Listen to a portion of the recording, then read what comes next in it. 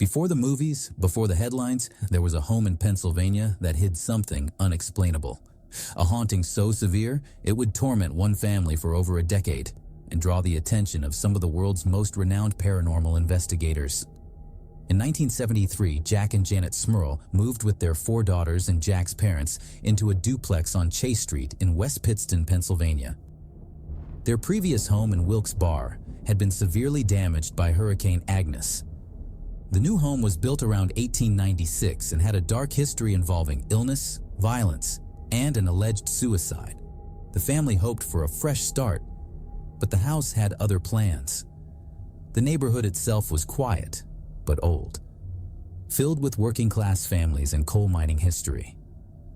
Many of the homes in the area had seen death, disrepair, and even past hauntings reported in local folklore. The Smurls' new house had once been home to a man who reportedly died by suicide in the upstairs bedroom in the 1940s, though official records remain unclear. What few people know is that the land beneath the house had its own disturbing past. In the late 1800s, it was the site of a mining collapse that killed several men. Locals often whispered that the ground was cursed. Some claimed they heard voices near the site at night, long before the Smurls ever moved in. Soon after moving in, the family began noticing strange occurrences. Drawers opened on their own, stains appeared and vanished from the walls, cold spots formed without explanation, and a foul odor resembling rotting flesh lingered in the air. Light fixtures blew out for no reason, and a constant feeling of being watched settled over the home. By 1977, activity had escalated.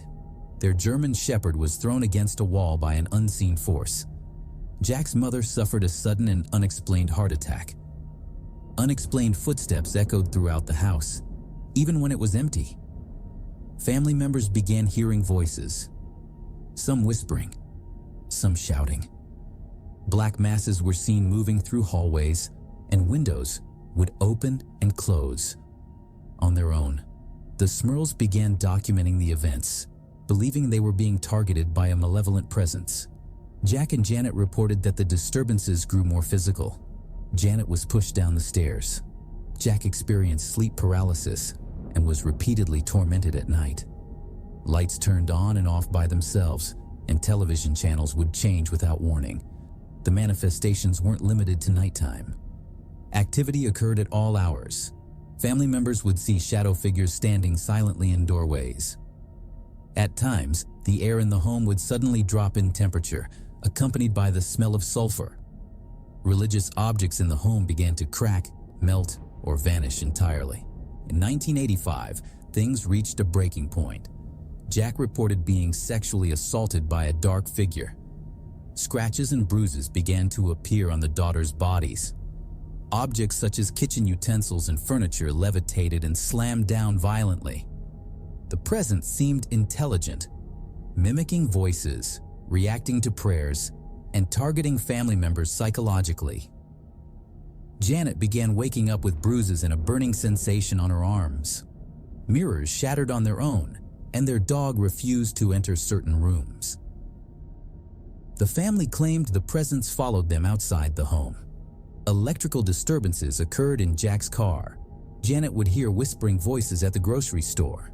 The entity, they believed, was no longer confined to the house. It was inside them. Jack said he felt it in his thoughts, an invasive, violent presence that clouded his mind with dread and rage. In January 1986, the Smurls contacted Ed and Lorraine Warren, famous paranormal investigators known for their work on the Amityville case. The Warrens visited the home multiple times and documented their findings. Lorraine Warren, a clairvoyant, claimed the house was haunted by 4 distinct spirits: an elderly woman, a young girl, a man who had committed suicide, and a powerful demonic entity. Ed Warren conducted tape-recorded interviews and claimed to capture growling voices on tape.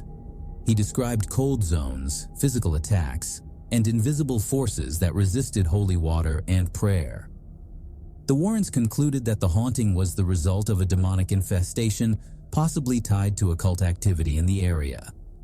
During one visit, Lorraine claimed she was nearly overwhelmed by the oppressive energy in the master bedroom. Between 1986 and 1988, 4 exorcisms were performed by the Catholic Church. None were successful.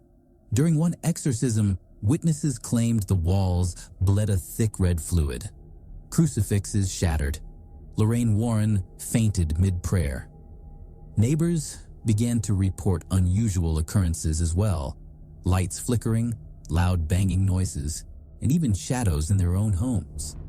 Some even moved away from the neighborhood, afraid the presence might spread. Each exorcism followed a strict process involving holy water, relics, Latin rites, and fasting. One priest reportedly suffered a nervous breakdown shortly after conducting the third ritual.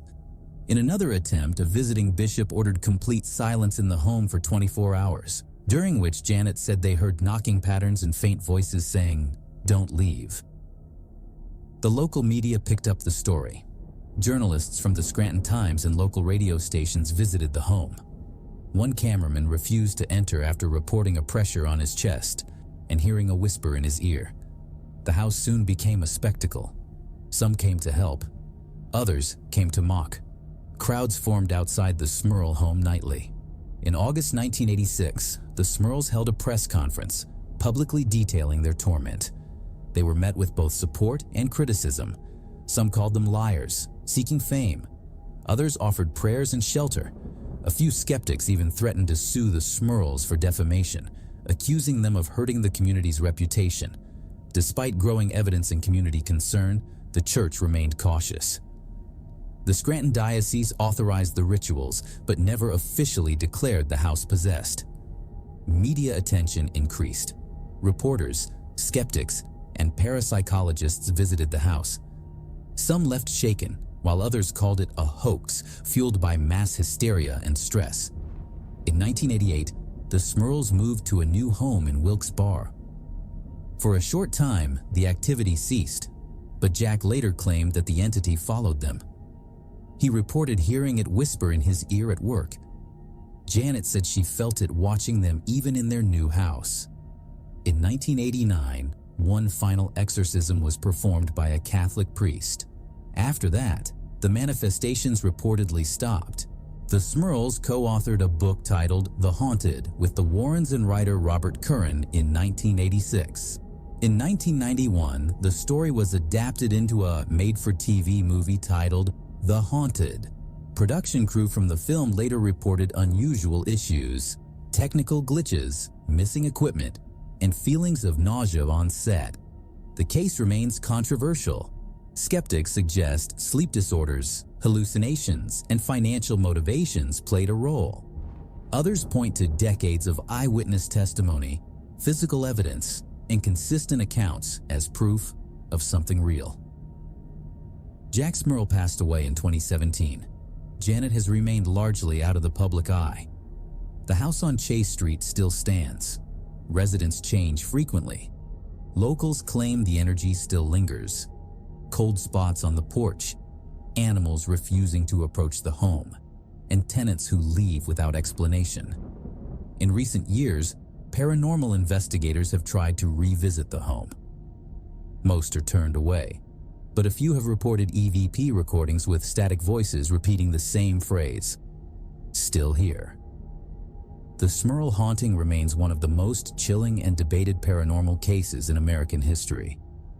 It is a reminder that sometimes evil doesn't die, it waits.